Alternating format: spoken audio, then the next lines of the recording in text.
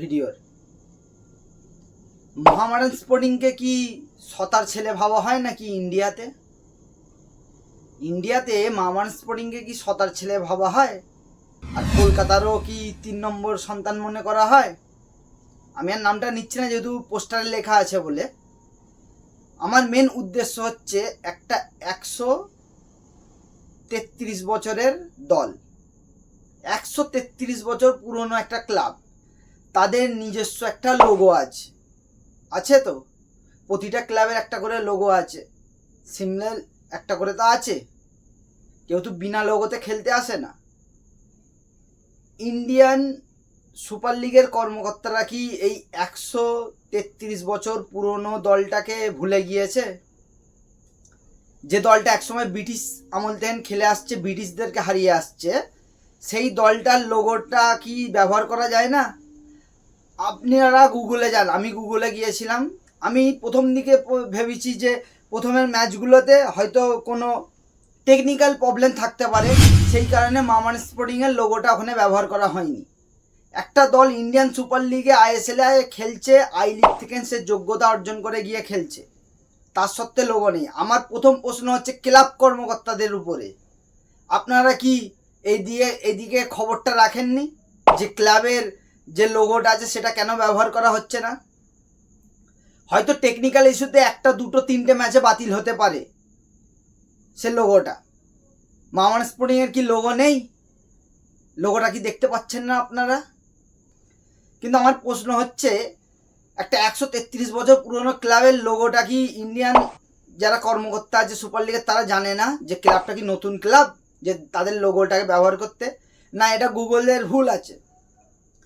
আপনি গুগল খুলুন, খুলে দেখুন প্রথম ম্যাচ থেকে আপনি দেখতে পাবেন যে মোহামেডান স্পোর্টিংয়ের লোগো সেখানে ব্যবহার করা হয়নি। মোহামেডান স্পোর্টিং প্রথম ম্যাচ খেলেছিল 16 সেপ্টেম্বরে নর্থ ইস্ট ইউনাইটেডের সাথে, সেখানে মোহামেডান স্পোর্টিংয়ের লোগো দেখতে পাবেন না, এখনও দেখতে পাবেন না।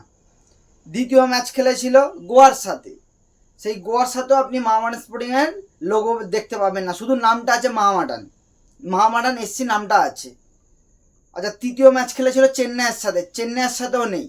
সব থেকে হৃদয়ে আমার আঘাত লেগেছে এইখানে যে কলকাতার 3টে বড় প্রধানের মধ্যে 2জন মুখোমুখি হতে চলেছে আজকের দিনে 5 তারিখে, এখানেও মোহামেডান স্পোর্টিংয়ের লোগো ব্যবহার করিনি গো গুগল। এটা কার ব্যর্থতা? এই ব্যর্থতাটা কার? যখন একটা বিদেশের জায়গা থেকে কেউ স্কোরটা খুলে দেখবে, তখন মোহামেডান স্পোর্টিংয়ের কোনো লোগো দেখতে পাবে না। এখানে আপনারা দেখুন যে 13টি ক্লাব আছে, সেই 13টি ক্লাবের মধ্যে মোহামেডান স্পোর্টিংয়ের লোগোটাই নেই, বাকি সবার লোগো আছে। শুধু তাই নয়, এই যে 13টি ক্লাব খেলছে, এই 13টি ক্লাবের মধ্যে একমাত্র মোহামেডান স্পোর্টিংয়ের ক্লাবের লোগোতেই লেখা আছে ইন্ডিয়া। ইন্ডিয়া কথাটা একমাত্র মোহামেডান স্পোর্টিংয়ের ক্লাবের লোগোতে লেখা আছে, বাকি 12টা ক্লাবের লোগোতে লেখা নেই ইন্ডিয়া শব্দটা।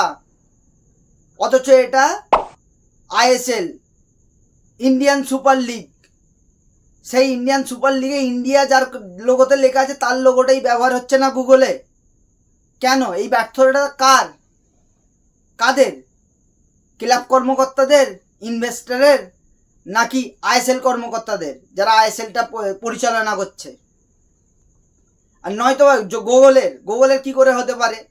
যদি গুগলের এটা হতে পারে ভুলটা, এটা গুগলের ভুল নয়। টেকনিক্যালি যদি ভুল হয়ে থাকে তাহলে ইংরেজি ভার্সানে ভুলটা থাকবে, বাংলা ভার্সান তো ঠিক থাকবে। আমি বাংলা ভার্সানও খুলে দেখেছি, বাংলা ভার্সানের মধ্যেও কোথাও মোহামেডান স্পোর্টিংয়ের লোগো ব্যবহার করা হয়নি। 133 বছরের ক্লাবের কেন লোগো ব্যবহার করা হবে না? যেই ক্লাবটা ব্রিটিশদেরকে হারিয়ে এসেছে সেই ক্লাবের কেন লোগো ব্যবহার হবে না?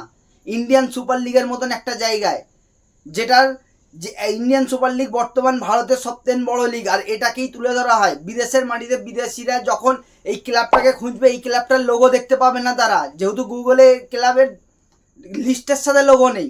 হয়তো ক্লাবের ভিতরে যখন সার্চ মারবে তখন ক্লাবের লোগোটাকে দেখাবে, কিন্তু যখন এই লিস্ট আসবে যে 13টি দল খেলছে, সেই 13টি দলের মধ্যে লোগো নেই।